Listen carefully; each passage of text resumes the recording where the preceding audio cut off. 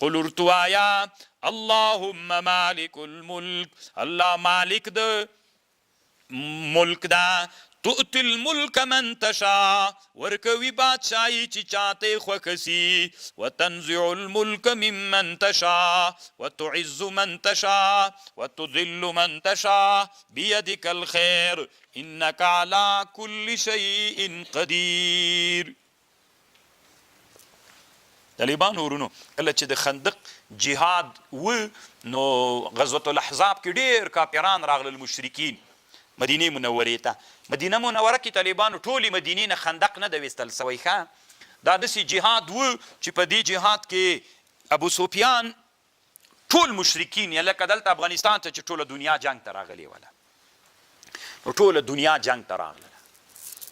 ټوله دنیا جنگ ته راغله دلته هغه وخت کې چې د عرب ول نو مسلمانانو د جنگ داغه ابو سلمان فارسی سے برو خود مدینه منوره یو څه طرف باغونه درلودل یو څه طرف لوڅه وله نو هغه لوڅه طرف نه هغه شروع کړو خندق ویست چې خندق ویسته دلته خندق ویسته په یو جی کې ډبره راووتله نو نبی صلی الله علیه وسلم معول راواخیست من ګرز ورته وایو نو هر څوک خپل خپل نوم ورته یادوي عربي کې ورته معول وایي چې داسې دا ډبره ووله سره لمبه جګه سوله ماته سوله نو نبی علیه السلام الله اکبر وی ماته د سپینه ماڼۍ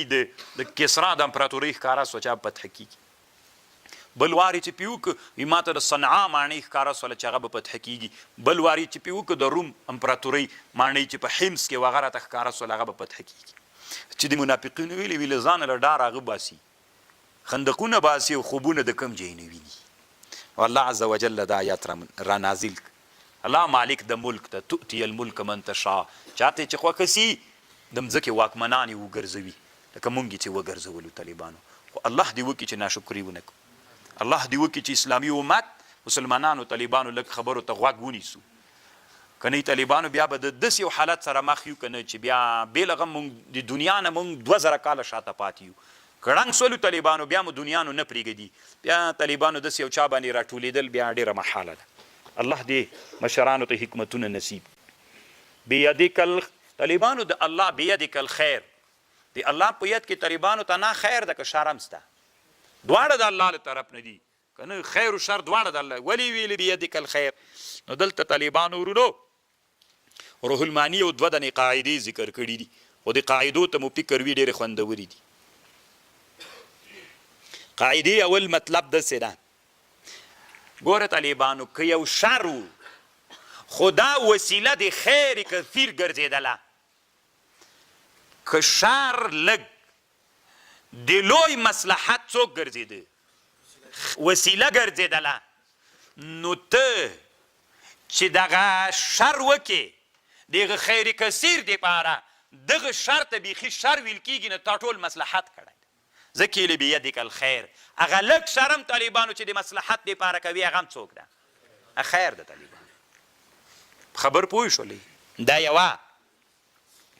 او بله یې داسې لیکلي دي طالبانو ورونو مثلا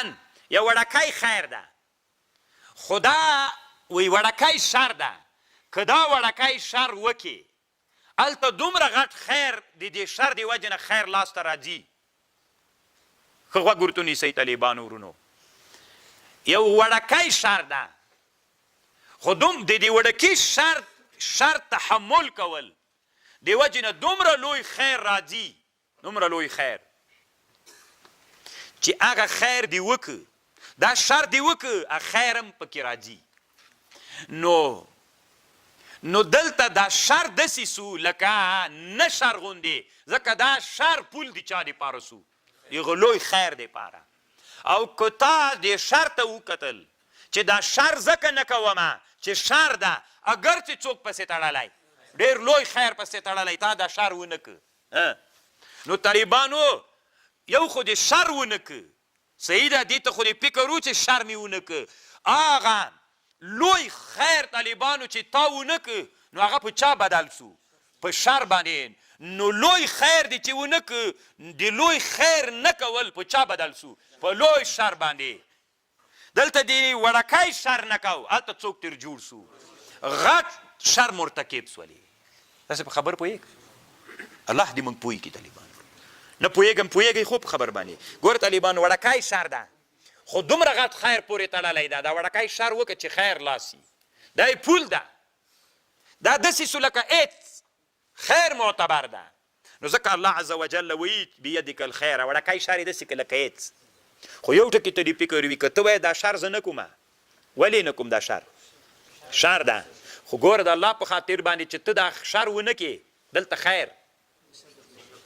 دا طالبانو خیرم ونسو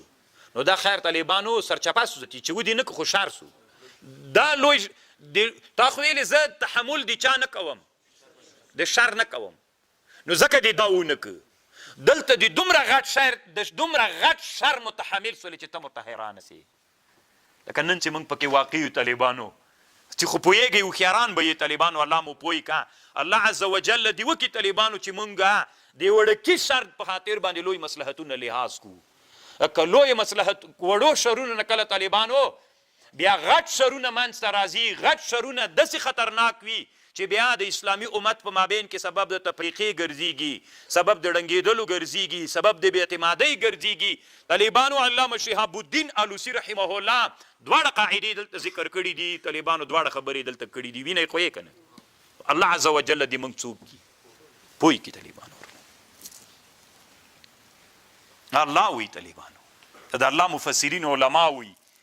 چې ته خو چې دا شر زه نه کومه خو د شر دې نه کولو د طالبانو غټ خیر پاتې سو غټ خیر چې پاتې سو بیا طالبانو دغسې حالاتو سره سړی مخ کېږي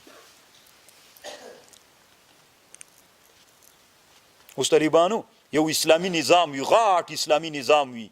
قربانۍ پې سوي وینې پې باندې توی سوي د یوې وړې مسلې د وجې نه طالبانو خپل منځ کې اختلاف پې پیدا کېږي یا هغه اسلامي نظام د هغې وجې نه ړنګېږي یا ملت ټول بعد پیدا کوي طالبانو دې کې کم مصلحت دی والله اعلم طالبانو ورونو نو چې ټول اسلامي نظام د یوې مسلې قرباني کېږي بیا خو طالبانو ورونو دا